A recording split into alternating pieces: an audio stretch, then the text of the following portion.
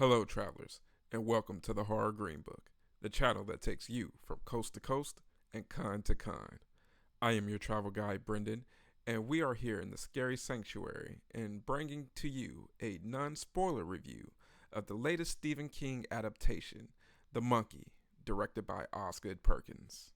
Okay, travelers, before we begin, if you are a fan of horror movies, if you love horror conventions, filming locations, things of that such, you may want to stick around. So go ahead and hit that subscribe button. Make sure that notification bell is on so that you are aware of the latest drops. I go to cons all the time, so you will never know where I will appear. Also, comment in regards to anything that you see. And lastly, make sure to hit that like button, or as we say on this channel, chuck those Ash Williams severed hands at me. Enjoy the review, travelers. Okay, travelers, I want to start off by saying that I really enjoyed this latest entry by director Osgood Perkins. Very different from Long Legs, but it shows a bit of range, especially in the humor department. If you are a fan of dark humor or the Final Destination franchise, it would be worth checking this out. If you did enjoy Long Legs, then you will enjoy how this film is shot. It has a very similar feel in regards to the lingering dread that you feel. Major props to the editor in particular, in reference to one laugh out loud moment that's sure to be a hit with the crowds. Unlike Long Legs, you will be able to laugh numerous times while watching this. So it kind of brings moments of levity while characters are dealing with a horrific scenario. There was a pretty good job by everyone all around in regards to acting.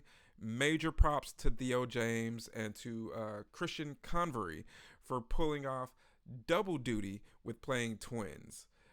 They had to act out different personalities and make it believable. You know that's very hard to do, guys.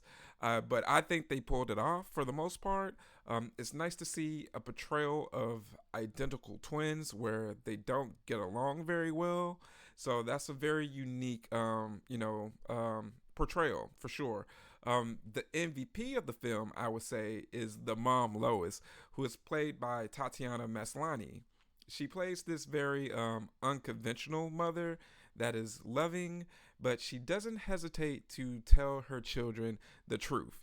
And I mean the very ugly truth. So there are a few laughs revolving around her for sure. There are very fun kills. I must say, with Final Destination Bloodlines coming out later this year, we are receiving a bit of a resurgence with this type of horror movie. And, that type that's very gory in a way, but still fun. It just feels like a great roller coaster ride, a good amusement park ride. It would be something that groups of friends that enjoy laughing at inappropriate things will enjoy rewatching over and over again. Lots of Stephen King tropes, including the good old main character with mommy or daddy issues. Gotta have that. In regards to my negatives, I would say for those expecting a film exactly like Long Legs, that you may be a little disappointed. As I mentioned before, this is a completely different vibe, other than how it is shot. So, if you love the vibe of Long Legs, you'll be satisfied. But if you're expecting that same type of mood, you may be a bit disappointed. There is CGI in this film, but I think it is done as well as they can do with the budget.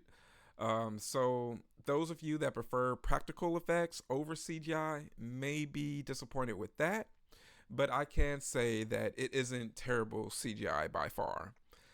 I think I enjoyed the first half of the film, before the time jump, a bit more than the second half of the film after the time jump. In the second half, it adds certain things to the story to add for a bit of dramatic effect. But in order to do that, it adds additional characters.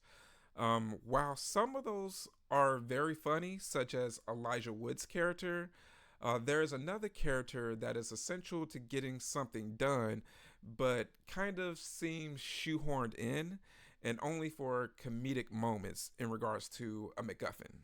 There are what can be seen as plot holes if you look a bit deeper into it, but I'm the type of person that can be forgiving with those if they aren't too big. And thankfully, while noticeable, they aren't something that will spoil the movie.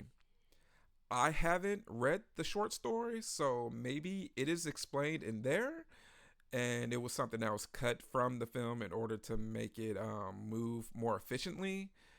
But then again, it could be typical Stephen King not knowing how to stick the landing in regards to ending these wonderful, fun, and captivating stories that he comes up with and that we love. If you are a fan of Stephen King stories or movie adaptations of his works, then you will be pleased with The Monkey. It will be a welcomed addition, I'm pretty sure. There are very good Easter eggs in relation to Stephen King books and movies such as It, Pet Cemetery, Stand By Me, and The Dark Half. There's also a Sam Cooke song that's played, which, if you know Stephen King, you know he loves some Sam Cooke music.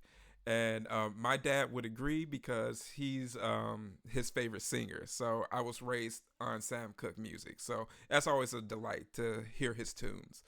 Um, those were some that I noticed upon first watch, but I'm sure that there are other Easter eggs that I missed.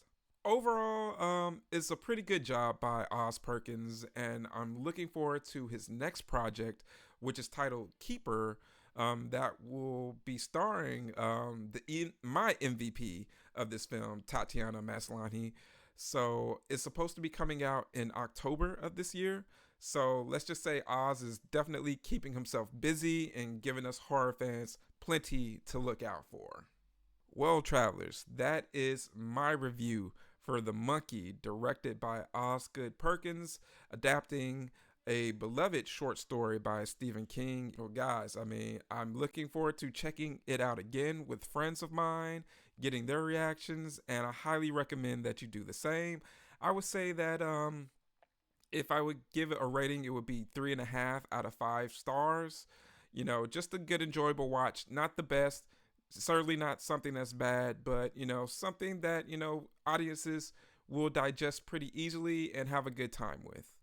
Well, travelers, I am your travel guide, Brendan, with the Horror Green Book, signing off. Letting you know, check out my letterbox. Go to letterbox.com/horror green book to see what movies I'm checking out and what my thoughts are in regards to it.